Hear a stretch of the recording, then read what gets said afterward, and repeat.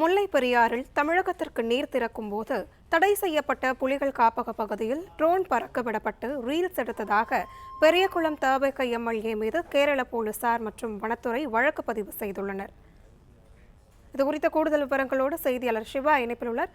சிவா, வணக்கம். மேலும் விவரங்கள் என்ன பதிவு பண்ணலாம்? வணக்கம். தடை செய்யப்பட்ட புலிகள் காப்பகம் பகுதியில் முல்லை பெரியார் மதகு பகுதியில் ட்ரோன் பறக்க விட்டு ரீல்ஸ் எடுத்து பெரியகுளம் எம்எல்ஏ ஐயங்கர் கேரளா வனத்துறை மற்றும் காவல்துறையினர் விசாரணை மேற்கொண்டு தற்போது வழக்கு பதிவு செய்யப்பட்டுள்ளனர்.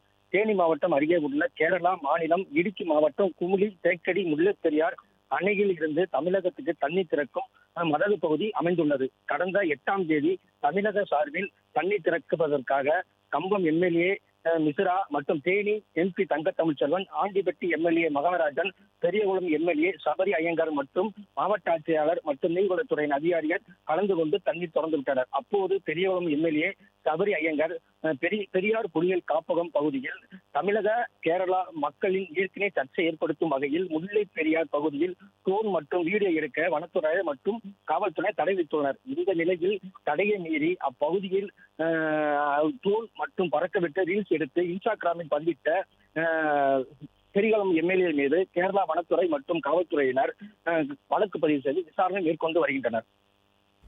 பிளே ஸ்டோர் மற்றும் ஆப் ஸ்டோரில் இருந்து பாலிமர் செயலியை QR கோடு மூலம் பதிவிறக்கம் செய்யுங்கள். செய்திகளை உடனுக்குடன் பெறுங்கள்.